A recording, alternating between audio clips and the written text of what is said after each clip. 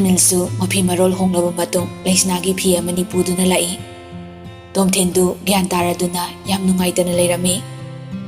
Loyana Thanil nang laklabanina ai su hannaba tawrage asomda pakhatnaramnani.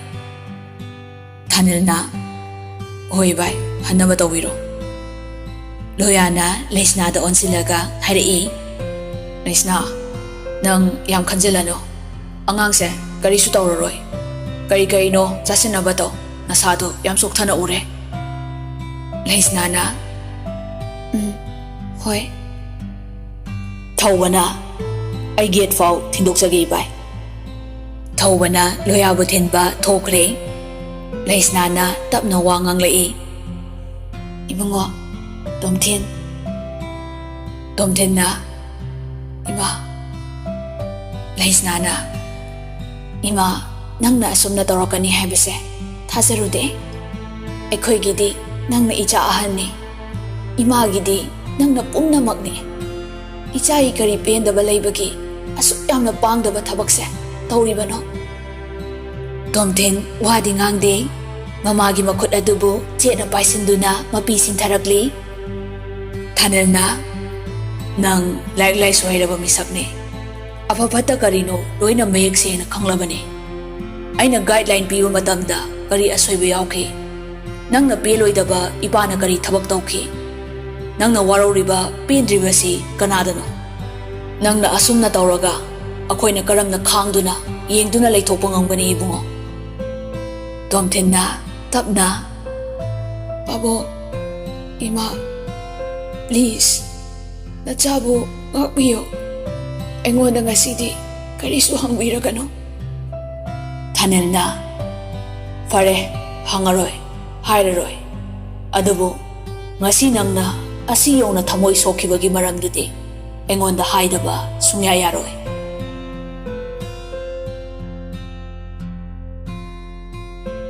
Ahing adu haukhre.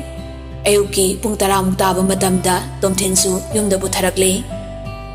Thanil na Laisna da hairi. Nang abemagi nunganbasi yawruso.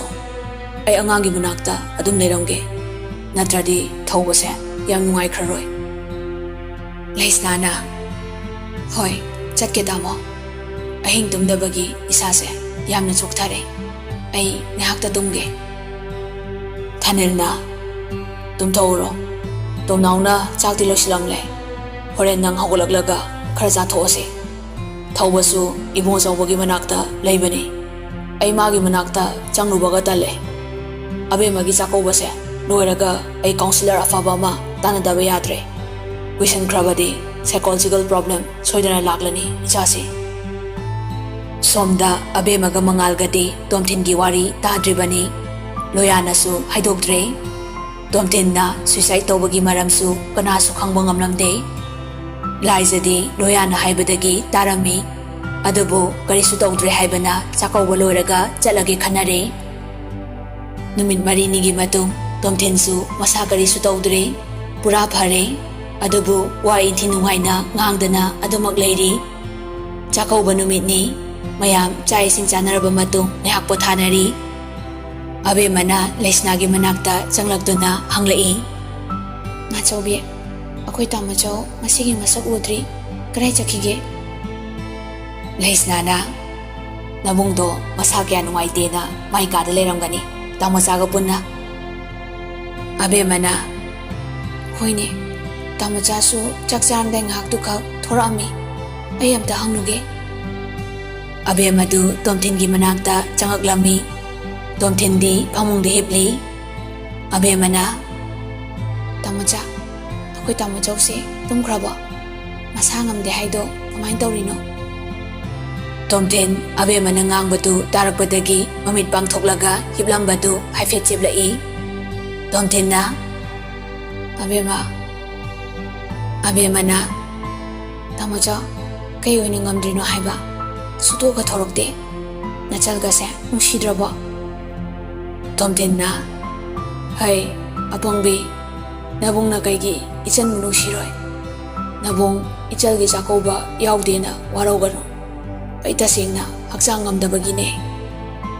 Abemana hoi batamo chaw sum haibani Tamachau odabagi nuaitadana thiraine Tamachau su naba pharo Tamacha nangsu Tamachau bo phajana sinabiu ko Tomnau tapna Hoi ichalsu anai yaudana nungaina layu ko Abemana ayamo tholuki ko Abemadu makhada mo kumtharae mayamga ngahwari watai tawraba matuk yungi ahalaman-sing kharamjaduna mapam lamdam thadoklammi ngahaki matungda abema nupa mayumda yaurare abema mai kada changlai mangalna noina bong unarakpro abemana unare mangalna aina sawi haidro tamodo abemana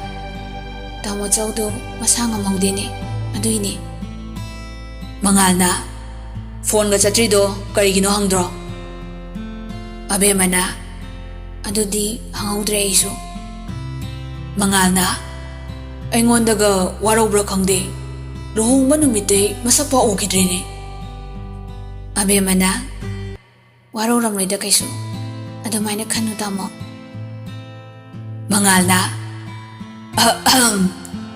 Nabungda lana khale kaina hairinine ko nangise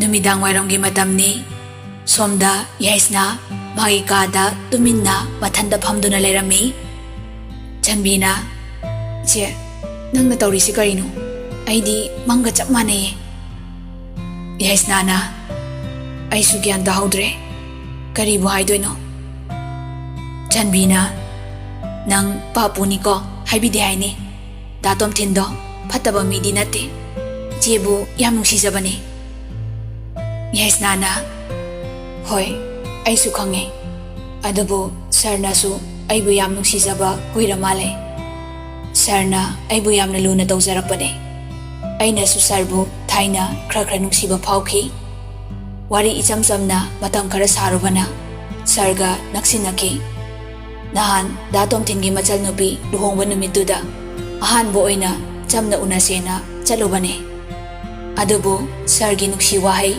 amadi aibu magi oisaningba matau ai pura pangthakiba haibadu oikre Amaromda datom thin phataba mi nate ai mabu su nukshi adu oirasu mahak Thaba ingkhang tawbagi wakhal leide aidi lairabini tungi punsigi khalaga ai sargi dum inakhibani Chanbina numito datom thin call torambane aina dum chumna iche jenkhre hairubadagi phone adum thamkhre iche nang ehenba pamba haiduni kaigi datom thingi thamoibu sanabiramni no Yes nana ai sanakide Horokpadasu aina mabu pamde adubu hoi mana takmanbadagi ai yathoki masimadi ai lale pamdaba posak amabu kyam kuina loinaruni kuisindringaida aina lepliba firepse magisu aphaba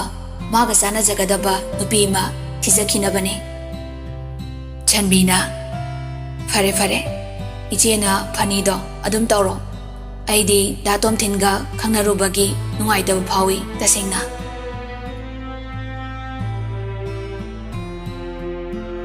Somdana tomthingi manakta tomnaudu adum sangduna leirami tomnauna tamuso na sumwangangdana ongdana leiraga imungi mi kanana haraugani tomthinna oza sarakano ai karimta nganingba phaude ko Tomnauna yomsida angang haibabu isida naw khakta ngairabani Tamusauna wana leiribado nanawaisu nungaitaba tasengna phawe Tomthinna yare tomnaw nang kada chakro Tomnauna kaino tamusauna haidubo imana yadi tamusau mathanda lehenba yaroi hai Tomthinna wasaga sagat ngangano Ainang inakataba angang nati Aina salo haide salo Tanzaduda laisna su masari gata changai laisna na Hey Nachin nanaw kaidongnare mo? Tomnaw na. Ima, tamusaw na ay kadagi thokro haise. Ay thooge. Asi haramlaga tomnaw do yam nungaita na thokre. Laisna na. Hay, imong asawa. Nanaw sina kapli thokri base. Nang nungay bra. Imana nangbu matanda thadokano haiduna lehelibani. Tomtin na. Ima, ay gidamakta kaisu khalurano. Ay kaisu tawroy. Ay napanglubagi ay soykre. Hozikti ay angang natre. Ay bu wasensen narano. Laisna yam ngak na. Karino asawa nang nahayrido. Noomata imada nang na adumay na haykidri. Kaidorage nang bo. Imada nang gipindabado mayiksim na hayo kaidobage. Tomten na. Ay gipindaba karisu layte. Ay yamna pele ima. Nasana ima hoybo yam wahan kre. Masigidamakta ay mungakpiyo. Tomtendo thawai nungaitaba pendaba henmanba na asawa haibadu oire. Masana masabu phathasaba ngamlaktre. Lairiba imunggi mida phau mahak ngangni ngangloi khanglaktre. Magi kada kanasu leitingai tansa lauraga mabi selaga prap thoki. Laisnana uraduna tanarei. Imungo, kadaidano nangbo numit tarakansida. Tomtenna. Ima, ay tunalakane. Koitan tanarakano. Hainade. Laisnana. Napado asayda thoki bane. Amung hangbini. Namungay kway bane. Tomten magi bike to thawdooga Laisnana haibaga tadakhay chatkre. Laisnana. Karino ayno tawgadaba sibo. Mapasu layte, makurasu layte. Patanungda thoodi kamnong nitawriside.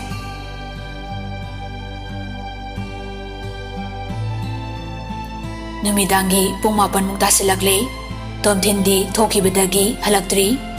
Imungi mi pumba pakat na duna common room da pulap layri. Tanzado da gate da gari horn kongbagi makol tarai. Laisna pukhogwalaga. Isalak lamale. Haiduna gate tamna praprap sen thoklaga. Laisna na gate tu tamna hangdui. Tomten oiramduna gari thawsilai. Laisna na. Ibungo, nangbu kadayda chatlubano ha? Thanel na. Ibungo, tingigansida kadayda chatlurino. Namadi pakat pa na yadrine. Tomten na. Babo, ay imana boyda chalubani. Thawba yamping na.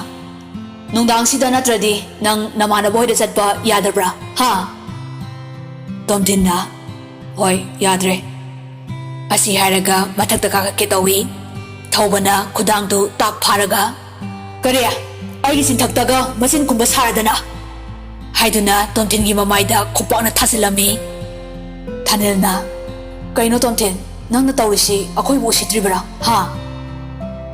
Laisnana, makoy tamo, topiro. Thawba, angang do thadokro kaidobage. Thawba na Tomten gi kudang do thadoi. Tomten do wakarim dangang dana matakta kakatkre. Laisna pakatuna masagi matung inarami. Thawba na, tamo, angang se, yumanam namiko. Thanel na. Karino mana tawrisi nayamba kyan na matadre. Kari pendaba laybano haiso haide. Thawba na. Matam khara yengkisi tamo. Isabu hekta lamakhangda mangba yabrane. Laisna du machayi kada changai. Laisna na. Asawa, chak pukhalauray ima. Tomten na. Ay sanindre, ay tumagi ima. Chalo. Laisna na. Kaidorage nangbo? Nama aibo nungsidrabo? Ichana adum na tawraga nama ay karam na layfam khanggani. Tomten na. Ima, ay kaisu tawdi haibane. Ay wari pothazage haibasisu kayam kairage ima. Laisna na. Nang saksada na tumkiba yaro. Imasu chaksadribane. Nang buhalagpa ngaramlibane. Tomten mamadi yenglaga. Ima, karigino imana sadridi. Chathoro, ay saningde hairaga. Laisnana, ichana chadrabadi imasu chararoy. Tomten na. Ye, parese, ay makadadi kumaroy. ꯆꯥꯛꯇꯣ ꯈꯤꯇꯪ ꯆꯥꯔꯒꯦ ꯏꯃꯥꯅ ꯄꯨꯈꯠꯄꯤꯔꯛꯑꯣ ꯂꯩꯁꯅ ꯍꯔꯥꯎꯅ ꯏꯃꯥ ꯄꯨꯔꯛꯀꯦ ꯂꯩꯔꯝꯃꯨꯀꯣ ꯑꯁꯨꯝꯅ ꯃꯆꯥꯒꯤ ꯆꯥꯛꯇꯨ ꯂꯧꯔꯨꯔꯒ ꯊꯦꯝꯗꯨꯅ ꯈꯔ ꯄꯤꯖꯔꯝꯃꯤ ꯑꯗꯨꯒ ꯇꯣꯝꯊꯤꯟꯕꯨ ꯄꯣꯊꯥꯍꯜꯂꯝꯃꯤ